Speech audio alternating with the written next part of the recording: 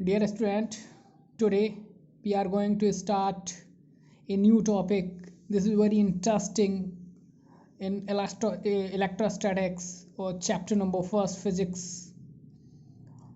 This topic name is Gauss law or Gauss theorem. Gauss law. According to this, electric flux phi E equal closed integral E dot ds equal Q equal epsilon naught. ये जो mathematical representation है वो Gauss theorem का है, जो हमें क्या करना है, प्रूफ करना है। मेनली इसे जानेंगे phi E equal Q upon epsilon naught. ठीक है, ये मैथमेटिकल एक्सप्रेशन है गॉस थ्योरम का, और ये है क्यू नेट। ठीक है, charge, net charge upon epsilon naught, ये मैथमेटिकल एक्सप्रेशन है। तो अकॉर्डिंग टू गॉस थ्योरम हमें बताती क्या है, तो Gauss theorem gives the relationship between the total electric flux passing through the close surface या close surface and the net charge enclosed with the surface. ठीक है, सपोज दैट हमें ये एक रिलेशनशिप देती है, किस में, टोटल फ्लक्स, जो क्लोज सरफेस से टोटल फ्लक्स पास होता है, ठीक है, और net charge enclose with in the surface. ठीक है, तो मैथमेटिकल रिप्रेजेंटेशन इसे ऐसे लिख सकते हैं। बात करते हैं अब इसकी डेफिनेशन की। ठीक है, कैसे डिफाइन करते हैं, डिफाइन कैसे करेंगे। This theorem is state that the total electric flux linked with a closed surface is 1 upon epsilon naught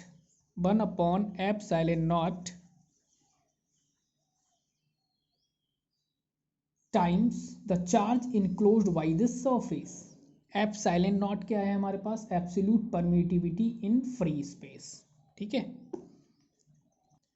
तो ये आपकी डेफिनेशन है, the total electric flux linked with a close surface is 1 upon epsilon naught times the charge enclosed by the surface. ठीक है, ये formula है। उसके बाद हम एक इम्पॉर्टेंट टर्म को समझते हैं, what is the Gaussian surface. क्या होती है गॉसियन सरफेस? बेटा एक इमेजिनरी सरफेस होती है। ठीक है, गॉसियन सरफेस एक इमेजिनरी सरफेस होती है और सिमेट्रिकल सरफेस होती है, बिकॉज क्योंकि electric field intensity at all points on this surface is same. ये इंपॉर्टेंट दो बातें रखनी है इसमें, एक इमेजिनरी सरफेस है, सिमेट्रिकल होती है, और इलेक्ट्रिक फील्ड की जो इंटेंसिटी होती है वो ऑल पॉइंट्स पर इस पर क्या होती है, सभी जगह सेम होती है। सपोज करो हमारे पास ये एक क्या है, गॉसियन पृष्ठ है, यहाँ इलेक्ट्रिक फील्ड की इंटेंसिटी, यहाँ इलेक्ट्रिक फील्ड की इंटेंसिटी, यहाँ इलेक्ट्रिक फील्ड की इंटेंसिटी, यहाँ इलेक्ट्रिक फील्ड की इंटेंसिटी, हर पॉइंट पर इलेक्ट्रिक फील्ड की इंटेंसिटी क्या होगी, हमारी इक्वल होगी। ठीक है, ना बेटा अब हम प्रूफ करते हैं कि phi E equal Q upon epsilon naught, यानी गॉस थ्योरम को हम प्रूफ करते हैं। Now we consider a imaginary surface और Gaussian surface in the shape of a sphere.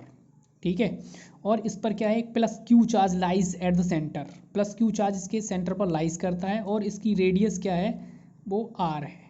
ठीक है, हम इस गॉसियन सरफेस का, इमेजिनरी सरफेस का एक स्मॉल एलिमेंट लेंगे, एरिया एलिमेंट। ठीक है, स्मॉल एरिया एलिमेंट लेंगे, और वो क्या लेंगे हम, डी एस। क्या लेंगे, डी एस लेंगे बेटा। ठीक है, अब डी एस लेंगे तो डी एस का इसका ये एरिया एलिमेंट वेक्टर एलिमेंट क्या होगा इसका, ये डी एस है, स्मॉल एलिमेंट किसका, पूरे गॉसियन सरफेस से हमने स्मॉल एलिमेंट काट लिया। ठीक है, और डी एस क्या हो गया, vector element, vector area element. ठीक है, तो वेक्टर एरिया, और इलेक्ट्रिक फील्ड की डायरेक्शन क्या है, वो भी इसकी कैसे होगी, सेम साइड ही होगी। ठीक है, इलेक्ट्रिक फील्ड की डायरेक्शन भी क्या होती है, सेम ही होगी। और एरिया वेक्टर क्या होता है, परपेंडिकुलर टू द सरफेस होता है। अब दोनों की डायरेक्शन क्या है बेटा, सेम है, सेम डायरेक्शन तो थीटा क्या हो जाएगा, 0 हो जाएगा। ठीक है, ये सरफेस है, प्लस क्यू चार्ज रखा है, इसकी यहाँ से डिस्टेंस आर है और एक पॉइंट ये पी है। ठीक है, इस पी पॉइंट पर हमें क्या फाइंड आउट करना है, इलेक्ट्रिक फ्लक्स फाइंड आउट करना है। ठीक, तो electric field at point P पर, electric field at point P पर हमें फाइंड आउट करना ई। इलेक्ट्रिक फील्ड के बारे में हम पीछे पढ़ चुके हैं, 1/4 pi epsilon naught Q upon are square, ये हो गया हमारे पास। ठीक है, अब डी एस क्या है हमारे पास, डी एस है हमारे पास स्मॉल एरिया एलिमेंट। क्या है, स्मॉल एरिया एलिमेंट। ठीक है, स्मॉल एरिया एलिमेंट वेक्टर ये है डी एस। ठीक है, तो the small flux linked with small area, जो हमारा स्मॉल एरिया एलिमेंट है वो स्मॉल एरिया से ही क्या होगा, लिंक्ड होगा। तो स्मॉल फ्लक्स, तो स्मॉल फ्लक्स निकालेंगे, स्मॉल एरिया एलिमेंट के लिए निकालना है। तो स्मॉल फ्लक्स क्या हो जाएगा हमारे पास, d phi E equal E dot d S. ठीक है, अब d phi E equal E dot d S को ओपन करोगे वेक्टर की प्रॉपर्टी से, E dot d S cos theta. ठीक है, ई की वैल्यू पुट कर दो, d phi E equal E की वैल्यू है 1/4 pi epsilon naught Q upon are square, और इधर हमारे पास क्या बचा, डी एस और कॉस थीटा की वैल्यू क्या है, ऑलरेडी हम देख रहे हैं थीटा की वैल्यू है हमारे पास 0। ठीक है, 0, कॉस 0 की वैल्यू क्या होती है, लिख देना यहाँ, कॉस 0 की वैल्यू होती है 1। ठीक है, तो d phi E equal 1/4 pi epsilon naught Q upon are square d S. ठीक है, अब ये हमारे पास जो इलेक्ट्रिक फ्लक्स निकला है वो स्मॉल एलिमेंट डी एस के लिए निकला है बेटा, सिर्फ छोटे से एलिमेंट के लिए। और ये पूरा जो गॉसियन सरफेस है, इमेजिनरी सरफेस है, ऐसे बहुत सारे छोटे छोटे स्मॉल एलिमेंट से मिलकर बना होगा।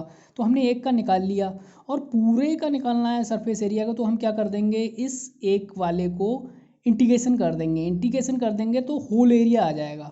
ठीक है, यानी whole electric flux find out कर लेंगे। तो फ्लक्स लिंक्ड विद कंप्लीट, तो flux linked with complete close surface, तो हम इंटीग्रेशन करेंगे इस वाली इक्वेशन का। ठीक है, इस इक्वेशन का क्या कर देंगे, हम इंटीग्रेशन कर देंगे। तो इंटीग्रेशन करेंगे तो बेटा हमारे पास बनेगा integration d phi E equal, ठीक है, closed integral 1/4 pi epsilon naught Q upon are square d S. ठीक है, इंटीग्रेशन किया है, close integral d phi E का इसका हो जाएगा, डिफ्रेंशिएट है आगे तो फाई ई रह जाएगा सिर्फ।